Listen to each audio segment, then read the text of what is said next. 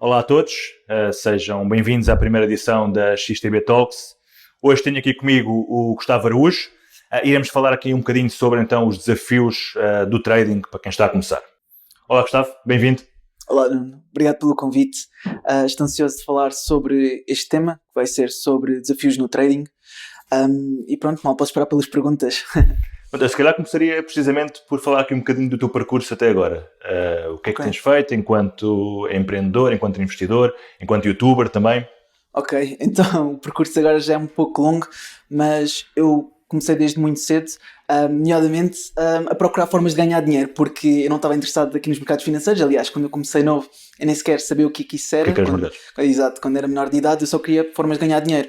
Eu comecei pelo AdSense, que foi a forma que na altura me fez mais sentido, que é basicamente monetizarmos o nosso trabalho, o nosso conteúdo, seja através de blogs ou pelo YouTube. E depois é que vi que estava estagnado, ou seja, ganhava o dinheiro, mas não conseguia sair dali. Era sempre aquele dinheiro, mas não conseguia evoluir.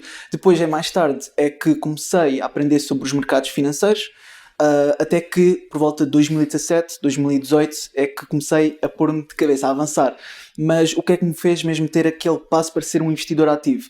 Foi, na altura, quando eu comecei, que por acaso foi com as criptomoedas, estava naquela altura, estava a acompanhar o Ripple, em que, segundo a minha análise, segundo o meu estudo, fazia sentido... Começaste mesmo no topo do mercado.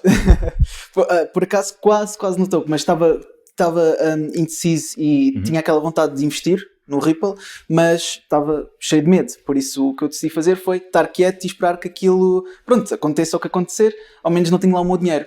Depois, nem sequer passou um mês, vi aquilo a subir 30... Não, aliás, foi cerca de 10 vezes.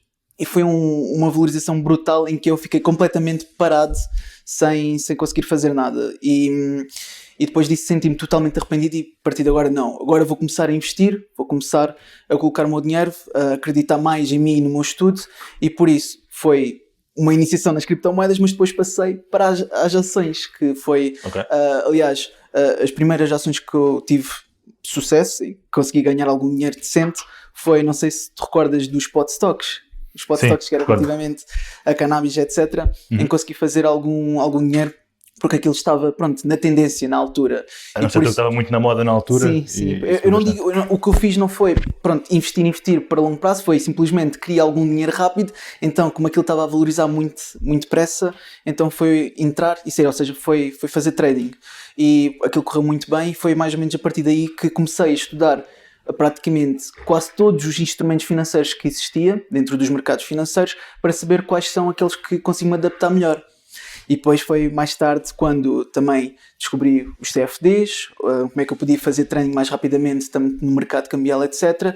E depois, como vi que estava-me a sair bem, dependendo do estudo que fazia, do tempo que precisava, então comecei a aprofundar e estudar mais por aí. E depois no YouTube, algo que senti que fiz muito bem foi fazer vídeos a mostrar aquilo que fazia, porque isto permitia-me duas coisas. Primeiro, ao fazer vídeos conseguia puxar mais por mim, ou seja, conseguia estar focado, conseguia estar, ou seja, estou a gravar e não posso falhar, e por isso conseguia estar mais concentrado naquilo que fazia. Por isso permitia, pronto, estar mais, ou seja, ter uma maior probabilidade de sucesso por estar mais focado. Por isso foi uma das coisas boas. A outra coisa boa foi que eu, ao mostrar o que eu fazia, consegui chegar a um vasto número de pessoas. E por essa razão consegui contactar e falar com muitas pessoas em que não só eu ensinava para elas o meu conhecimento, o que eu sabia, mas elas também me ensinavam a mim. Ou seja, esta aprendizagem, esta troca de conhecimento mútua permitiu-me crescer muito mais do que aquilo que eu esperava crescer. Por isso, isto foi uma grande surpresa, tanto como investidor, tanto como youtuber. Tiveste um crescimento no YouTube realmente brutal nos últimos anos. Sim, eu acho que isso é derivado principalmente à transparência, àquilo que nós queremos ensinar e partilhar com todos. A transparência, a simplicidade com que explicas as coisas. Sim, eu tento ser o mais simples possível, porque eu sei que é estar no outro lado e sei que as pessoas não querem algo muito complexo, não querem conceitos, não querem saber o que é prático, o que é que resulta e não resulta. Por isso, o que eu decidi fazer não é dizer o que é que vocês têm que fazer, mas sim partilhar o meu estudo, partilhar o meu conhecimento. E depois vocês, com base no vosso estudo, é que decidem o que é que devem fazer, porque cada perfil é um perfil. Estou pegando nessa ideia precisamente, uma pessoa que quer começar a investir nos mercados financeiros, por onde é que deve começar, que instrumentos é que deve escolher, o que é que deve fazer, o que é que aconselharias? Ok, o primeiro passo de investir é sempre em nós mesmos, ou seja, se nós vamos começar a investir, primeiro é em conhecimento, mas hoje em dia já existe tanta informação gratuita que eu honestamente não acho que seja necessário estarmos a investir em cursos, estarmos a investir seja no que for. Eu acho que temos a informação toda disponível na internet, é só uma questão de perdermos tempo e procurar. E depois, dentro dos instrumentos financeiros que podem ser mais indicados para cada perfil, é claro que depende de cada caso. Por exemplo, eu tenho o site lucrar.pt que tem cursos gratuitos, tem lá muita informação, mas por exemplo a XTB também tem, que eu já estive a ver, videoaulas a ensinar gratuitamente, que é uma fonte muito útil para aprenderem. Temos muitos cursos de trading, de formação, sim. Sobre vários temas, e é isso que eu ia dizer, apesar de haver muita informação na internet, nem toda é fidedigna e nem toda é 100% correta, não é? É preciso saber filtrar um bocadinho essa informação. Exatamente, tem que fazer um bom estudo para saber o que é mais indicado e correto daquilo que é ruído, porque há muito ruído na internet e por isso nós temos que manter-nos afastados desse ruído. É por isso que cada um deve fazer o seu estudo e não estar ali a ouvir aquela pessoa ou alguém achar que deve fazer isto ou aquilo porque pode não ser verdade. Eu, pelo menos no meu canal e aquilo que eu transmito e partilho, conforme o perfil de cada um, eu tenho dividido por secções, dependendo dos instrumentos financeiros, porque eu acho que é importante toda a gente aprender. Mas refere-te ao perfil de risco, é isso? Mais conservador, mais agressivo? Sim, mas eu antes ainda dessa parte, eu acho que é importante, independentemente do perfil, aprender os instrumentos financeiros que existem. É por isso que eu tenho, por exemplo, dividido por ETFs, ações, criptomoedas, juros dentro das peer-to-peer, certificado da Forra, etc., até dentro do imobiliário e por aí fora. Até opções, instrumentos financeiros mais complexos. Por isso, é uma questão de verem primeiro todos os instrumentos financeiros que existem e depois entenderem qual é que é o seu perfil e qual é o tempo que têm disponível, porque uma coisa é conseguirem investir ativamente, ou seja, estarem a fazer trading, outra coisa é passivamente, por isso tem que ver o que é que faz mais sentido. Porque, por exemplo, para um jovem, eu na altura, que quando estava a começar fazia sentido porque tinha muito tempo disponível, agora já não tenho tanto, mas quando conseguias dedicar-te se calhar mais ao trading ou mais curto prazo, exatamente, porque era algo que eu conseguia fazer mais ativamente, conseguia dedicar mais tempo, mais estudo e conseguia tirar mais, ou seja, fazer dinheiro mais rapidamente a partir daí. Agora já não é tão fácil porque tenho tantas coisas como dedicar que eu não consigo focar 100% e depois sei que se tiver só para estar lá um bocadinho, posso muito provavelmente perder dinheiro porque não estou focado a 100% e o meu estudo pode não ser o mais correto, ou seja, a probabilidade pode não estar do meu lado. Gustavo, mas achas que o day trading é mais difícil do que investimento a longo prazo, por exemplo? Sim, sem dúvida. Eu acho que o day trading é muito mais difícil e é preciso muito mais estudo e é muito mais difícil ser consistente no longo prazo no day trading, muito mais. Ou seja, na minha opinião e com base na minha experiência, eu acho que é muito melhor nós estarmos a focar-nos em eventos ocasionais, como por exemplo, temos o CPI, o Consumer Price Index, temos o GDP, que é o Gross Domestic Product Index, que podemos estar atentos a estes eventos que acontecem mensalmente, por exemplo, e depois esperar em que sentido o mercado e qual é que é a volatilidade que a mesma tem. Por isso, nós a estarmos focados aí, conseguimos mais facilmente, ou seja, ocasionalmente, fazer pontualmente trading e eu penso que aí seja mais fácil, porque ou seja, a volatilidade que está intrínseca lá é mais focada na tendência que na altura tem, pode-se mais rapidamente entrar e sair. Agora, se tivermos todos os dias, forçadamente, a querer fazer trading, tentar procurar trades, algo ou ver coisas que não existem. Exatamente, é isso mesmo que está maior. Por cometer os erros depois. É exatamente isso que eu quero dizer. Ou seja, o principal erro é quem quer forçadamente fazer trading e procurar coisas que não existem, procurar padrões que já está a imaginar com a cabeça, exatamente. Não é? Já pode vir a formar este padrão. Pois, já está a ver ali um dragão, seja o que for, em vez de ver padrões reais como o padrão parabólico ou outros padrões que podem fazer mais sentido, já está a imaginar e não está a conseguir focar-se. Por isso é muito melhor ser pontual. E para além destes eventos que acontecem, por exemplo, mensalmente, existem outros mais, digamos, sérios, que é, por exemplo, quando houve rumores ainda da altura do Covid-19, aí já poderia ter sido um indício que podíamos focar, por exemplo, na queda do mercado, ou então, mesmo quando foi o Brexit, isso agora lembro-me porque foi uma altura que eu consegui fazer algum dinheiro significativo, porque, pronto, estava a par do pound do USD e, entretanto, segui a tendência num curto espaço de tempo e, pronto, no meu caso, consegui fazer bastante dinheiro porque aquilo, pelo menos na altura que eu estava a ver, era bastante simples, porque seguia uma tendência e um padrão que fez sentido. Ou seja, não foi algo que era simplesmente ruído, porque é isso que nós devemos ignorar, o ruído. Era um evento para o qual te preparaste, estudaste e estavas à espera já que tivesse esse desenvolvimento. Ou seja, eu, na minha opinião, eu penso que seja melhor estarmos pontualmente em certos eventos macroeconómicos ou eventos que nos pode fazer sentido, do que estar simplesmente ali todos os dias a tentar ver o que é que pode haver. Por isso, é tentar otimizar o nosso tempo.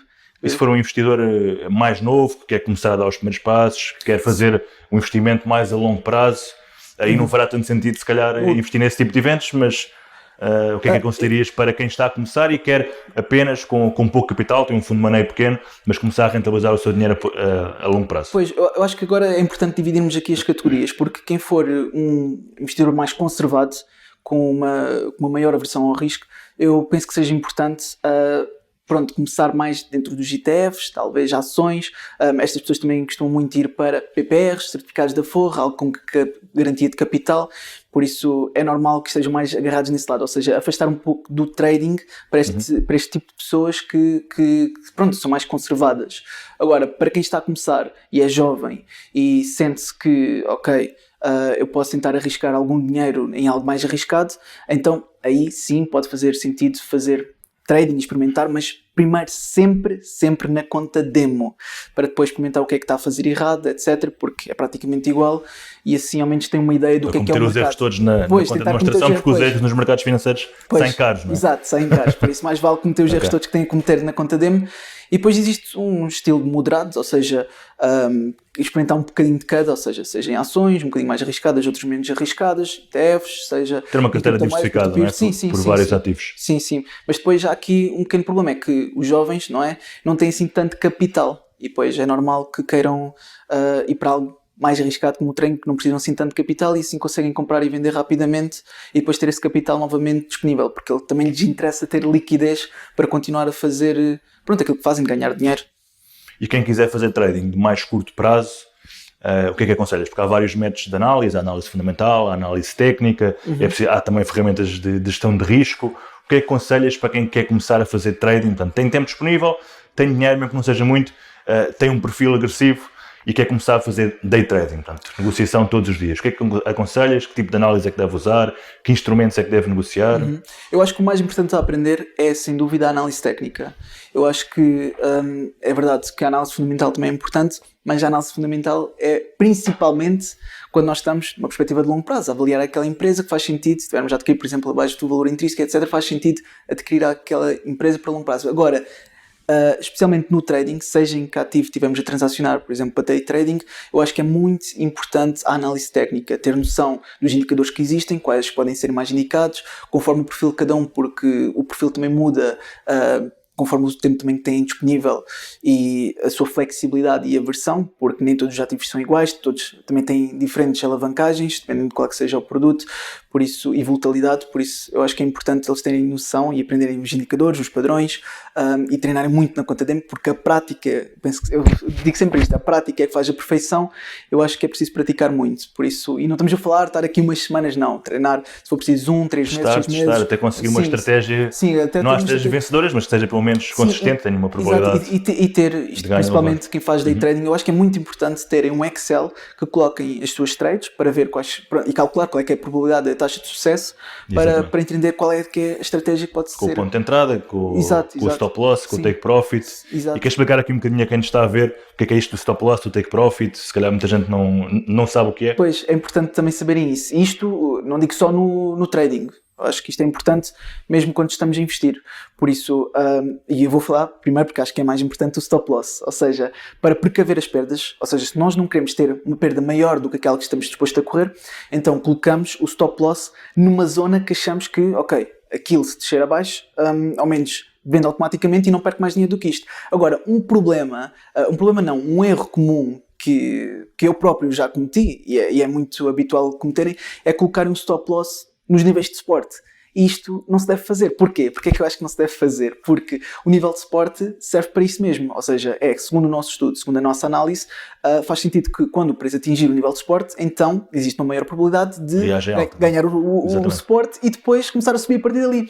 Mas o que é que acontece? Se colocar um stop loss no nível de suporte, então a posição é automaticamente fechada, ou seja, nem sequer dá um tempo do E acaba preço. por isso, se calhar, depois na direção que E tinham previsto. já me aconteceu a mim, provavelmente já aconteceu a muitas outras pessoas, que é aquilo atingir esse nível de suporte, fechar a posição e depois começar a subir a partir dali. Não faz sentido.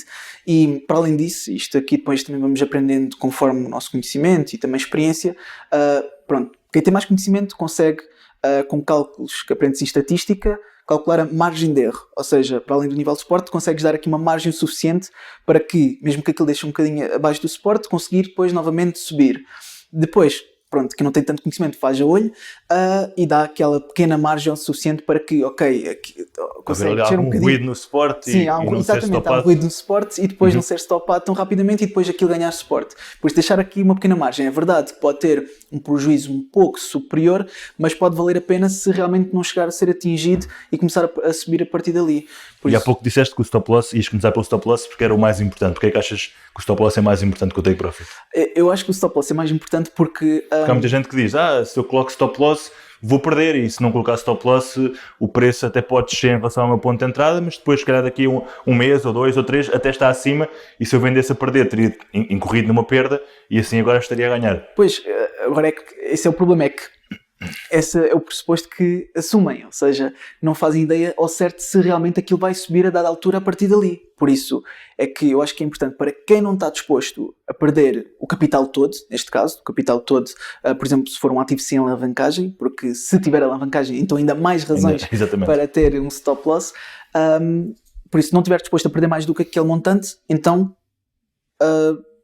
tem que colocar o stop loss. Agora, se estiver disposto a perder a totalidade do dinheiro, então é claro que pode não estar lá o stop loss. Tem uma porcentagem da carteira, não é? Por exemplo, 1% do stop loss, 1% do valor da carteira, e stopar a posição. Pois, para não comprometer a carteira toda. Isto depende, sim, ou seja, isto depende muito do perfil de cada um e qual é a sua estratégia, porque pode fazer sentido estar apenas 1,5% da carteira e depois, mesmo que haja aqui uma perca e não tenha corrido tão bem, ao menos consegue tentar novamente e fazer um melhor estudo para ver se a próxima corre melhor. E assim, como foi uma perca pequena, por exemplo 1%, 1,5% da carteira, já não é algo significativo, consegue voltar e fazer muitas mais e mesmo que tenha uma estratégia cujo risco é muito superior, ou seja, se o seu retorno de risco for muito superior, só precisa, por exemplo, ganhar uma em cada 3 para recuperar aquilo que perdeu. Se a relação retorno-risco for de 1 para 3, por exemplo. Não é? Sim, exatamente. De 1 para 3.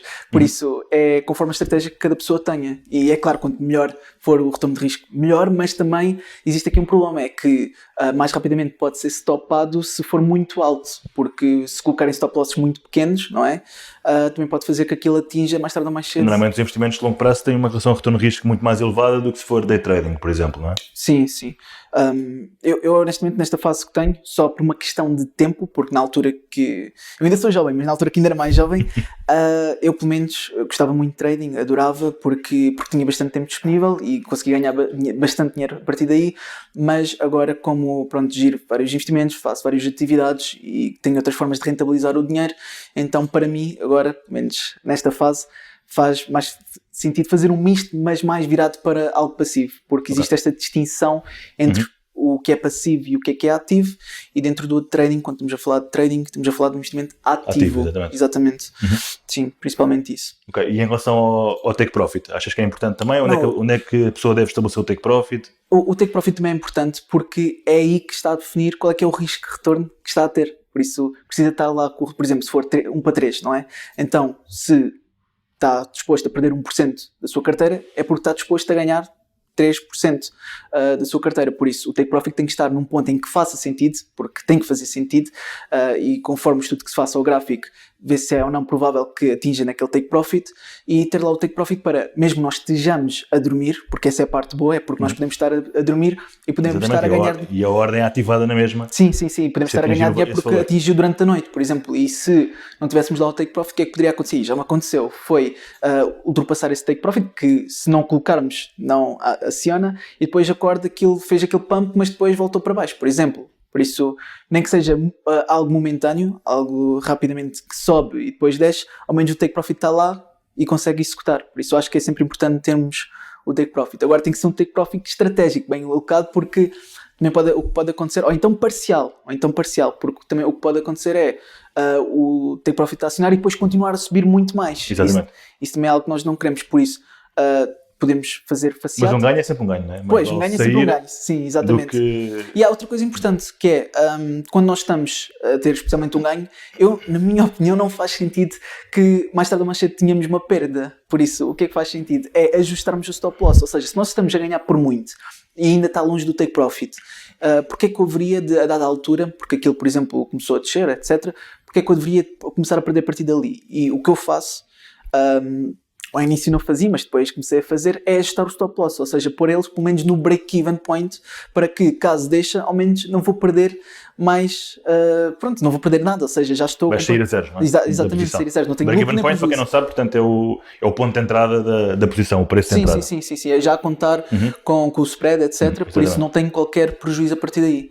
Então, conforme aquilo suba mais, nós podemos, portanto, colocar um trailing stop, ou seja, o que for, para conseguir ajustar e continuar a subir, e a dada altura até conseguimos ter um ganho, mesmo que a posição já não corra para o nosso sentido. Por isso, são algumas estratégias que nós podemos ter em conta para termos um prejuízo menor, ou então termos um lucro maior. Sim. E estes produtos mais alavancados, portanto, os CFDs, ou criptomoedas, que pode ser alavancado ou não, mas são produtos muito voláteis, o Forex, por exemplo, aconselhas para quem está a começar? Achas que é um produto um bocadinho mais arriscado e apenas para quem tem mais experiência? Eu acho que é especialmente quem tem mais experiência, mas para quem está a começar, ou seja, tem que ganhar essa experiência. Ou seja, se realmente quiser ir para o trading, que eu acho que sempre que o primeiro passo é analisar todos os instrumentos financeiros que existem. Mas realmente vir que, ok, eu tenho muito tempo disponível, quero começar no trading. Então, o primeiro passo é, se isto é para pessoas experientes, então eu vou ganhar essa experiência. Por isso, é aprender, é praticar e ter uma noção, por exemplo, o que é um CFD. E, para quem não sabe, um CFD, ou contrato por diferença, é um instrumento financeiro complexo. Ou seja, é um derivado que tem um ativo subjacente e que... segue, aliás, o preço é baseado nas cotações do mercado de futuros.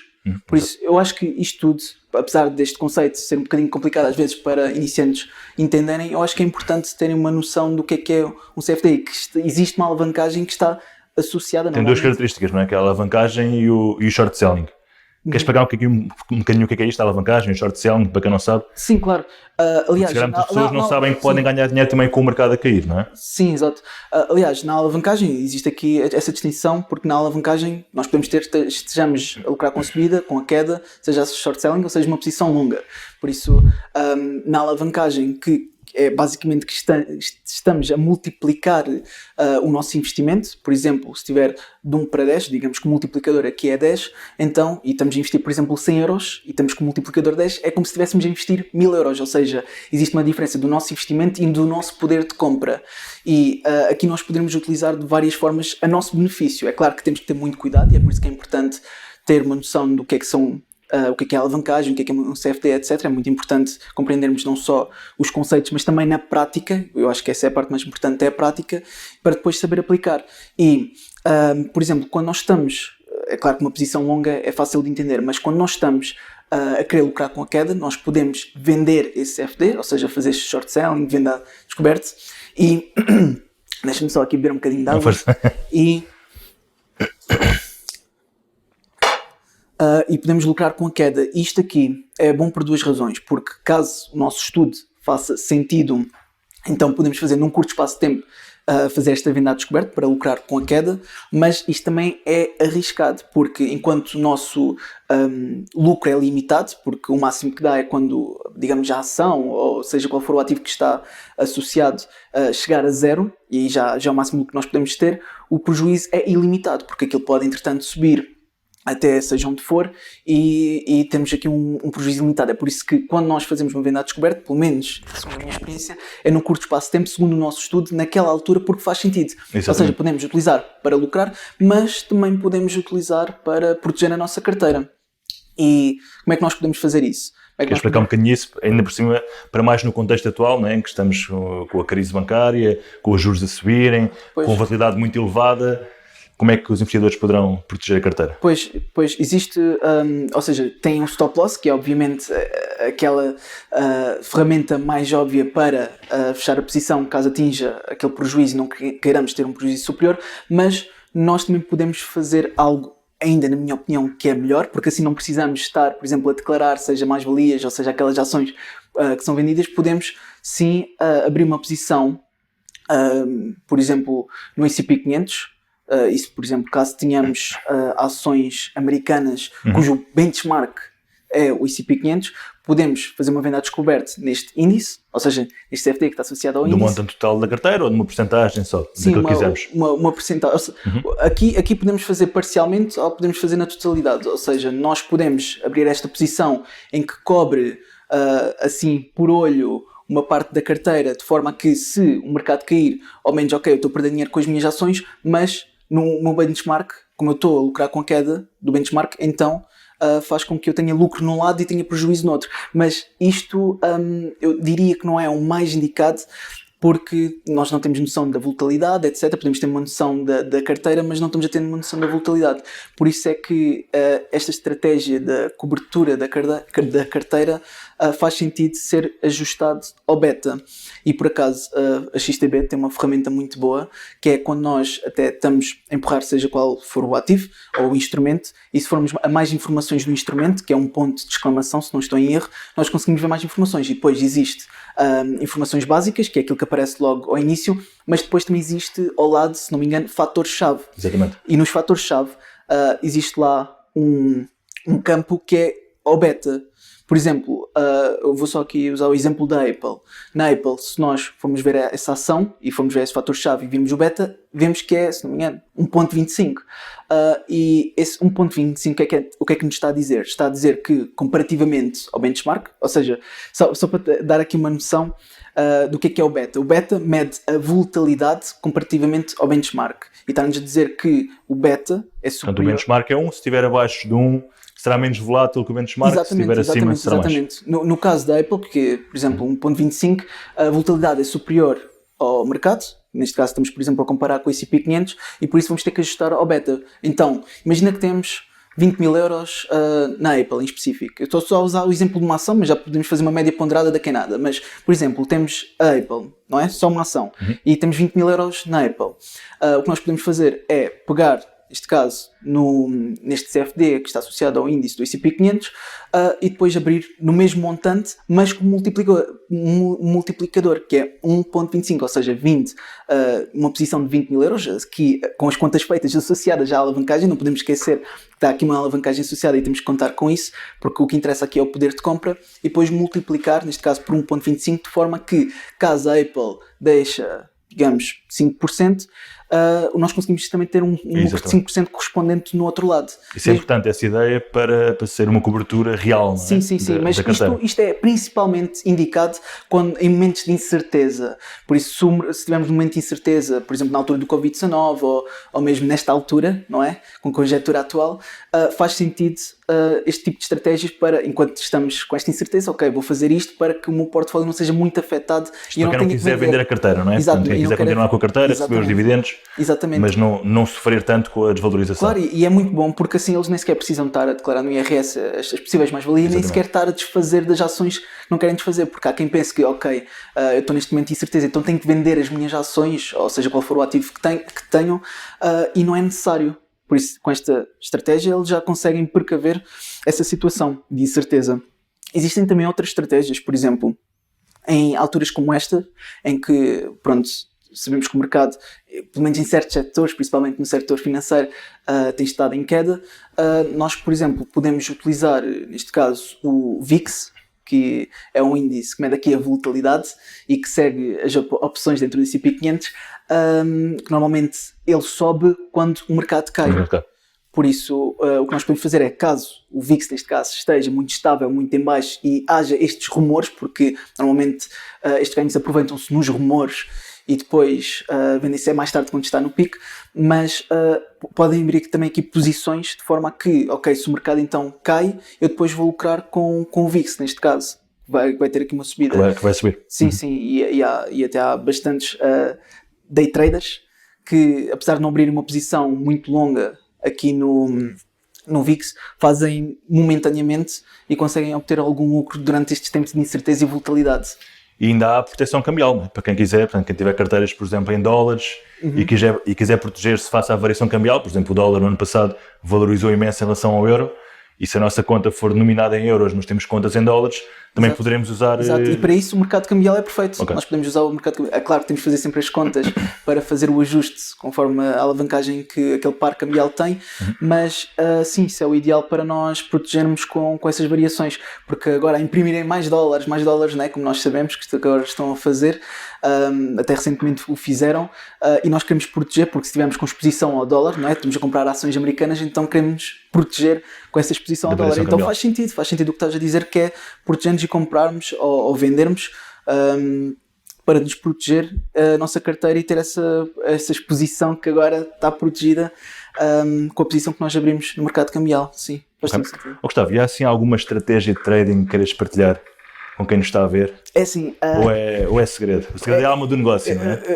Eu tenho as minhas estratégias que são um pouco complexas, mas eu não posso partilhar porque estão exclusivamente no curso avançado, onde, pronto... Naquele que tens no teu site, não é? Sim, que tenho no site. Agora está fechado porque eu, neste momento... Mas queres explicar pelo menos as bases, o que é que a pessoa deve fazer para construir uma estratégia para quem quer começar? Sim, eu posso explicar de uma forma generalizada o que é que pode começar. Ou seja, primeiro, utilizar indicadores, aqueles que lhes parecem que sejam mais apropriados conforme a estratégia.